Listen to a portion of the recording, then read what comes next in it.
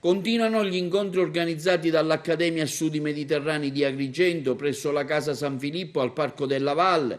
Il tema scelto per questo quinto forum internazionale è la terra di tutti, migrazione globale, dramma epocale, e che ha visto la qualificata presenza di relatori e la partecipazione di tanti studenti agrigentini interessati al tema. È un tema di grandissima attualità che peraltro si è ripresentato puntualmente in tutte le varie fasi della storia e quindi non dovremmo trovarci del tutto impreparati, anche se le situazioni mutano di volta in volta. Ecco, quale messaggio lanciare anche ai tanti giovani presenti qui che con interesse stanno seguendo le relazioni vostre? La migrazione non va considerata come un fatto negativo, va piuttosto regolarizzata, va disciplinata.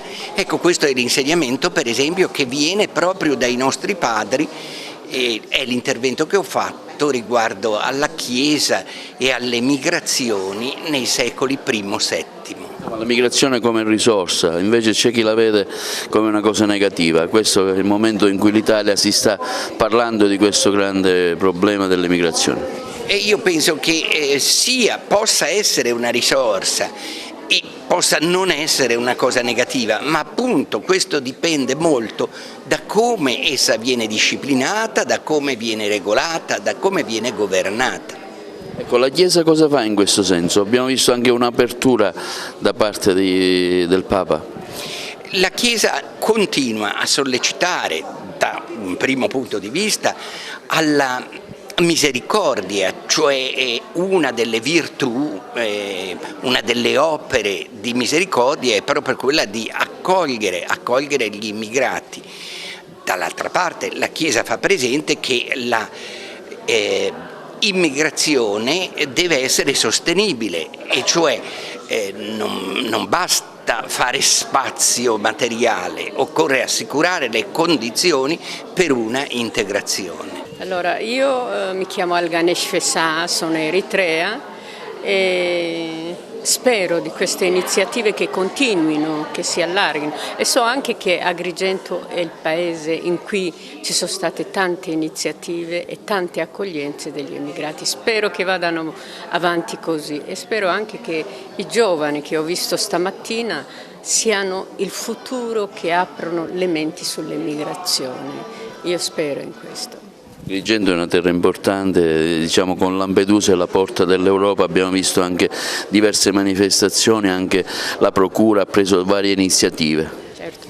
Io ho fatto Lampedusa il 3 ottobre e ho visto tanto cuore e tanto amore, che poi lo ritrovo anche qui, questa accoglienza, no? Questo aprire le braccia, questo di essere uno, no? Come dice il Papa Francesco, siate uno, accogliete, amate, non siate indifferenti a tutto, perché tutte queste persone che vengono con una sofferenza, con una ferita enorme, hanno un bagaglio di sofferenze. Se noi riuscissimo un po' a sciogliere queste sofferenze, forse diventeremo in futuro un'unica famiglia. Un momento davvero bello, molto bello anche che Papa Francesco abbia voluto indirizzare un messaggio a questo lavoro, a questo laboratorio di riflessione che appunto si interroga su dove stiamo andando e come pensare il mondo di domani.